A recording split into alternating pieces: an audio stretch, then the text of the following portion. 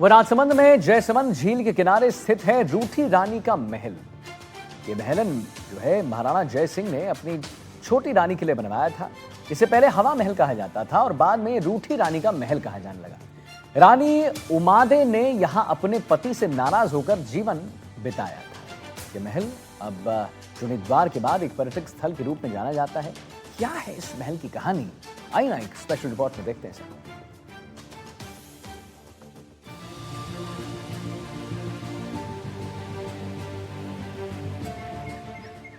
राजसमंद जिला मुख्यालय पर राजनगर के सेवली में मुख्य सड़क से 4 किलोमीटर ऊंचाई पर बना है रूठी रानी का महल। जैसा कि नाम से ही पता चलता है, ये महल रियासत काल में रानियों की नाराजगी जताने का जरिया था।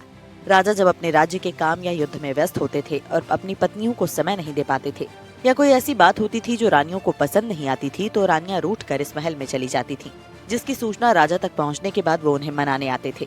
इसलिए इसे कोप भवन भी कहा जाता है।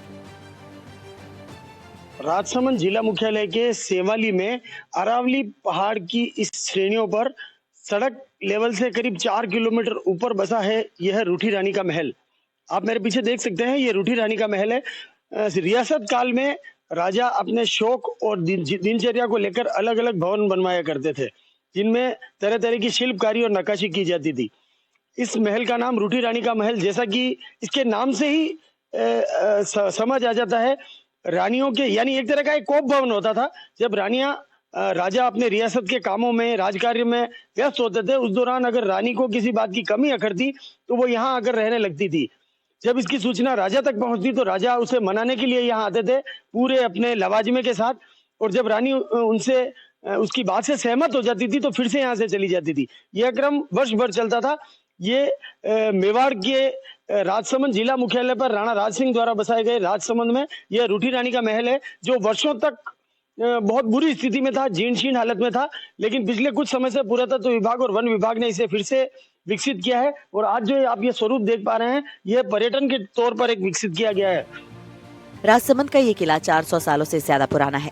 इस बारे में पुरातत्व विभाग द्वारा लगाए गए एक बोर्ड में इसका पूरा कथा वृतांत भी मौजूद है, जिसमें बताया गया है कि मारवाड़ के राजा मालदेव राठौर का विवाह रानी उमादे के साथ 1532 में हुआ था।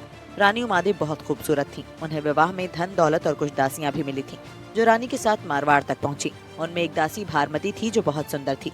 राजा मालदेव का मन भी इसी दासी पर आ गया। विवाह के बाद वो रानी उमादे के पास बहुत देरी से पहुंचे। राजा मालदेव उस वक्त दासी के साथ व्यस्त थे। इस घटना को रानी उमादे ने अपना भारी अपमान समझा। वे विवाह के बाद इस कोप भवन में चली आईं। राजा मालदेव के मनाने पर भी रानी इस अपमान से नहीं उबर पाई। रानी उमादे पूरे जीवन इसी भवन में रही। इसी कारण इसे रूठी रानी का महल कहा जाता है।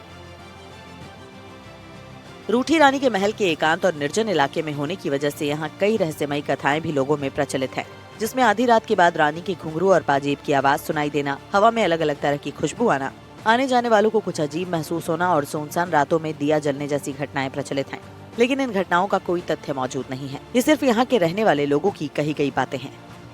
फिलहाल इस महल को लेकर कहा जाता है, यहाँ के जो राजा थे मालदेव, उन्होंने देखिए, आप पहले हम इस तस्वीर को देखेंगे, इस तस्वीर से साफ हो पाएगा।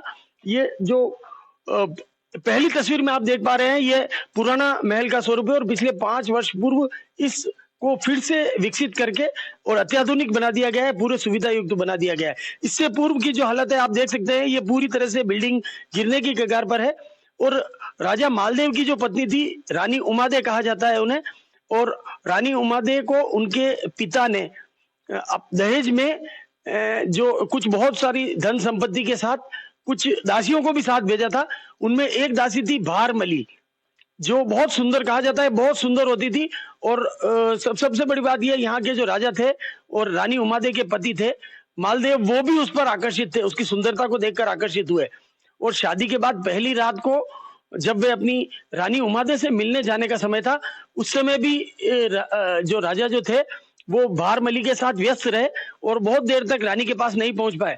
इस घटना को रानी उमादे ने अपना अपमान माना और उसी समय वो इस महल में आकर रुक गई थी। और दंत कथाओं में यह भी कहा जाता है पूरी उम्र भर वो इसी महल में रही और राजा यहीं उनसे मिलने आया करते थे।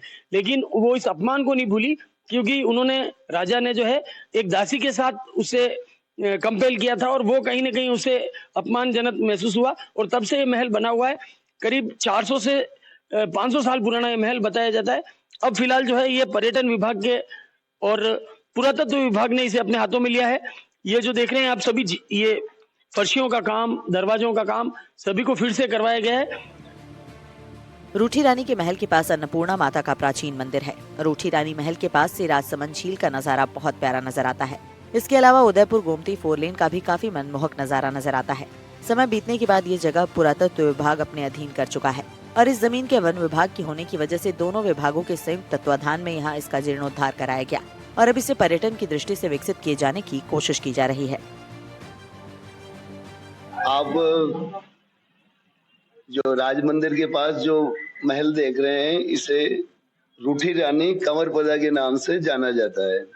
ये कंवरपदा महल राजा तत्कालीन राजा महाराणा राज सिंह अपनी रानियों के साथ यहाँ जब भी राजसमंद आते तो यहीं ठहरते थे।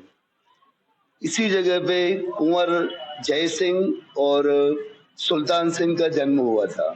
यह महल जो वर्तमान में दिख रहा है, ये पुरातत्व विभाग और प्रशासन के सहयोग से पुनः जो जर्जर अवस्था में आ गया था, इन विभागों के द्वारा इसको पुनः निर्माण कराया गया।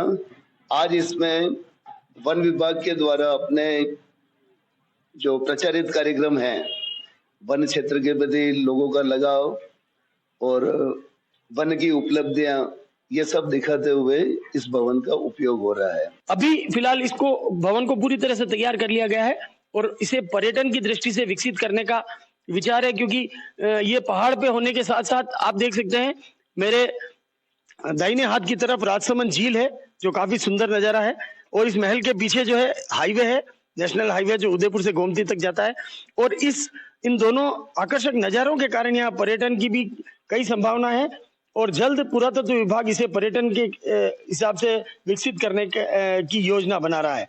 तरुण जोशी, एनडीटीवी न्यूज, राजसमंद।